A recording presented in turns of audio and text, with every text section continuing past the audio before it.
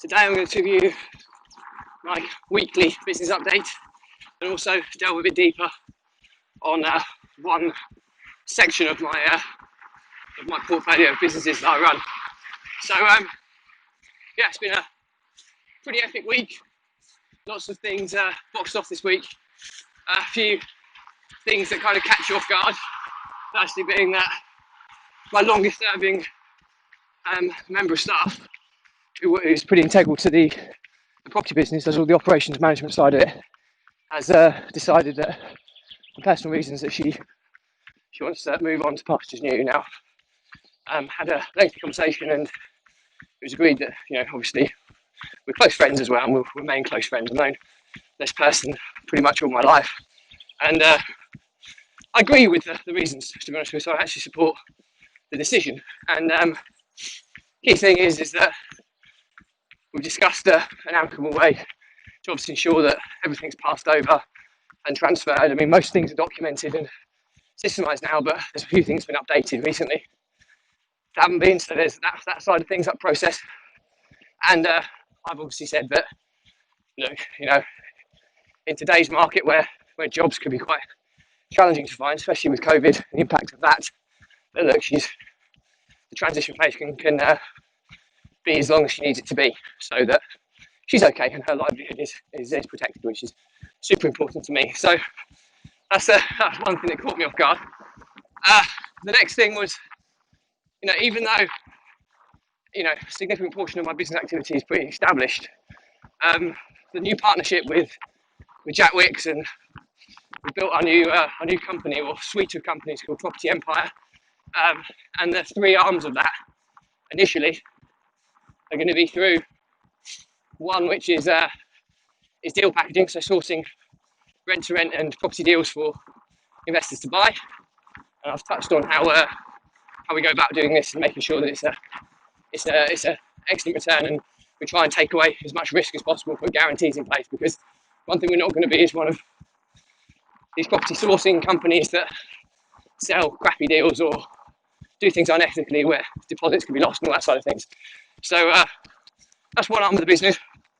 The second arm is building the rent-to-rent portfolio for the Property Empire brand. So we've already got a portfolio of 7 properties that we're integrating into the business as we speak. And it sounds quite a quick process when you say that, but it's not. Having to kind of unravel everything to do with the existing rent-to-rent portfolio and how it can be migrated across in the right way. So there's quite a lot of work involved in that side of things. And the final one is the Property Empire education side of things, where we teach prospective property investors how to get into property predominantly with low money down, and how to source low money down deals, build their existing portfolio, and also provide a stream of deals that we can package and sell on their behalf and split the fee. So that's the kind of the new part of the business which is being built. Now the property business, which has been going for the best part of 20 odd years, is still fine. The only major change on that now is that the operations manager has handed a notice in, and I have to look at make sure that migration is across. Fortunately, that business is fully systemised, but like I say, there's a few updates from the operation manager's perspective that need to be incorporated before somebody new comes in, takes on the role, and also how the new role is going to be.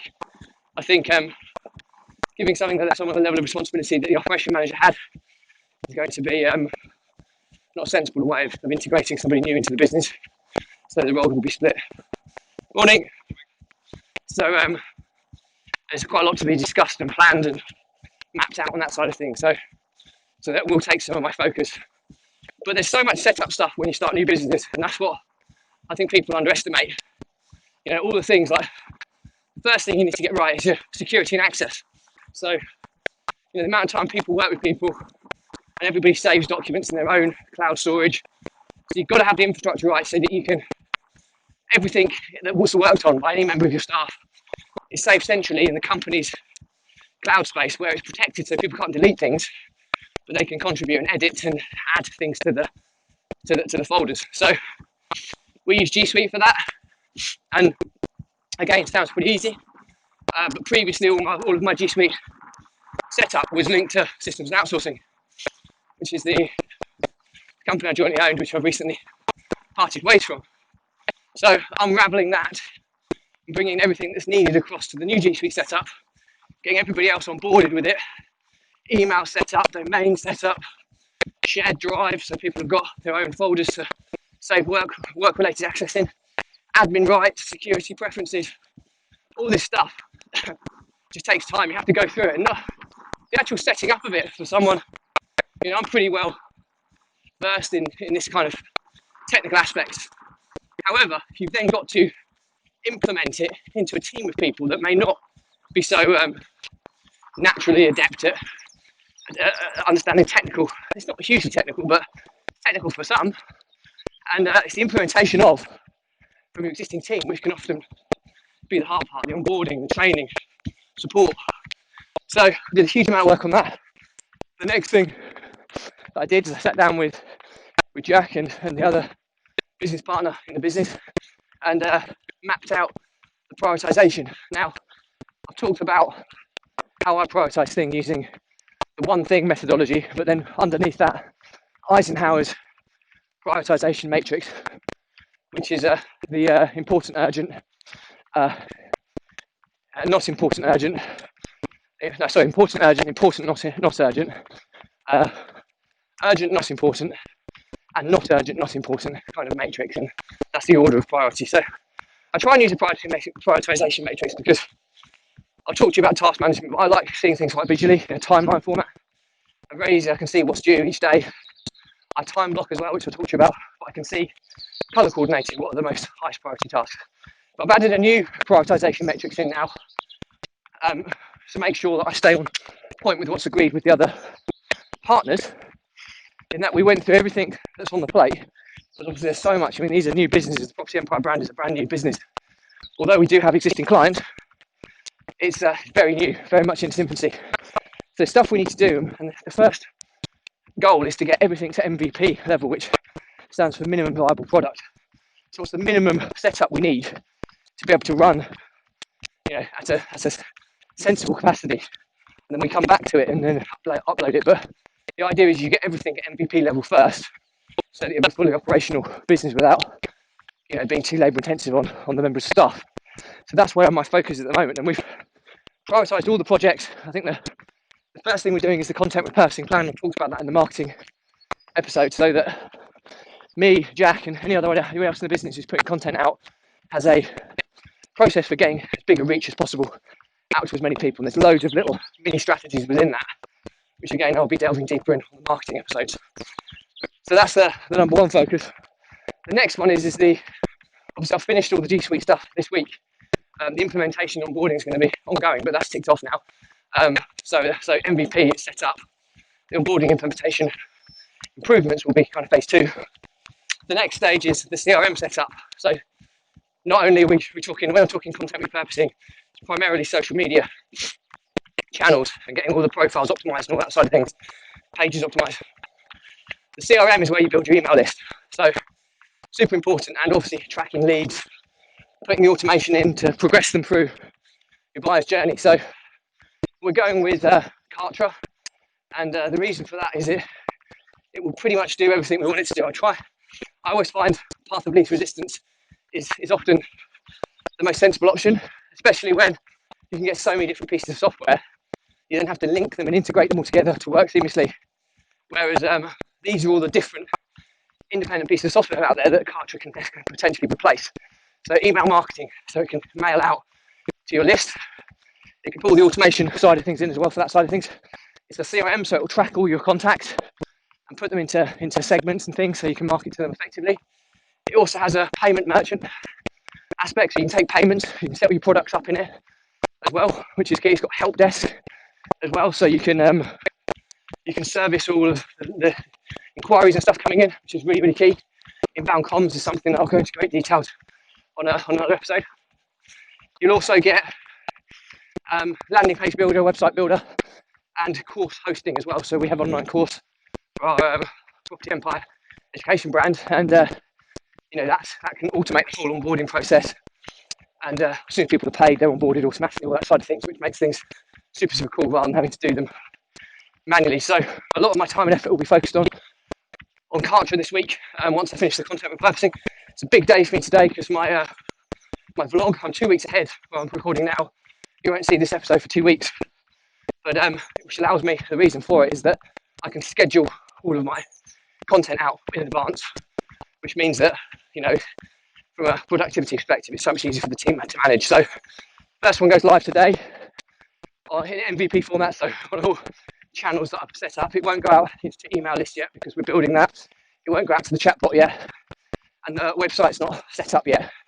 But they're the three kind of areas that will be added further down the line. So big day for me today.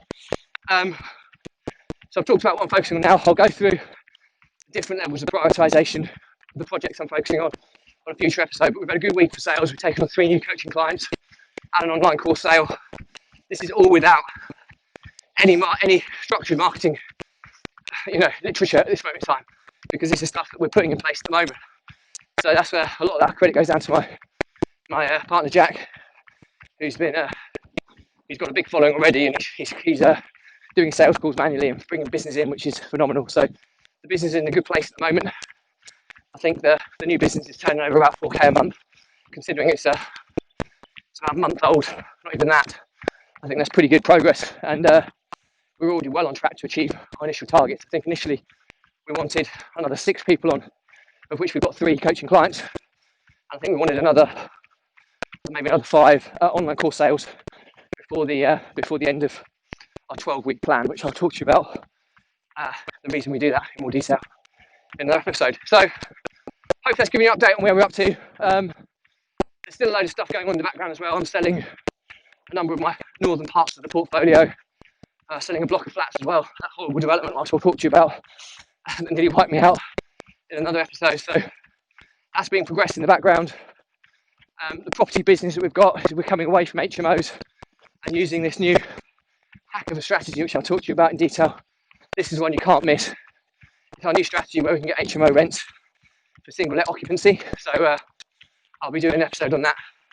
I know that lots of you will be very, very interested in that, because any of you that come from an HMO background will know the maintenance, the management, the fire safety, the council involvement, all of those council tax, utility bills and all that sort of stuff, furnishings, all of that, you can eradicate with this new strategy and get similar returns. So it's a no-brainer in that regard. So I'm partway through the process of transitioning my HMOs to that model. We will keep a couple of HMOs, but that's probably where we'll end up.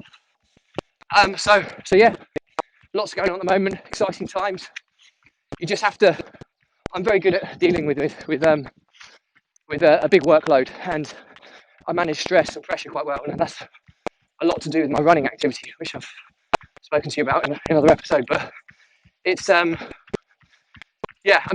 key thing I do as well is I drip feed work into my team and have a setup where I can initially, until it's fully automated and set up, I'll be monitoring team workload to make sure there's not overwhelm or stress, and that we're creating a really good environment. There's a book that I've read and I'll do a review on. It's called Doesn't Have to Be Crazy at Work. It's based on Basecamp, the project management software, and their philosophies to the working environment, and it's brilliant. It creates this amazing working environment, and where the people just want to work, love working there, and a lot of that's down to not putting huge stresses on your team, not putting really harsh deadlines, not putting crazy targets and stuff. So I'm reading that. I'll do a blog episode on reviewing it, just to give you the headlines on it, because it's a really good book if you get a chance to read it. So that's all for me today. Hopefully you found this useful. I'll give you these updates every week. I will try and go a bit deeper on each part of the business, each different business as I go through it. But the main aim for this Monday's episode is a journey of a serial entrepreneur. And what I want to try and do is show you real life what's going on in my business, what I'm doing, where I'm focusing on, what the results we've had. I'll try and be as transparent as possible, so that this will either inspire people, it'll make people think, blimey, this is hard work, and it'll give people a bird's eye view of what's involved in running multiple businesses and multiple people. So hopefully you find that useful. As always, like, comment, share, If you don't like it, unfollow it.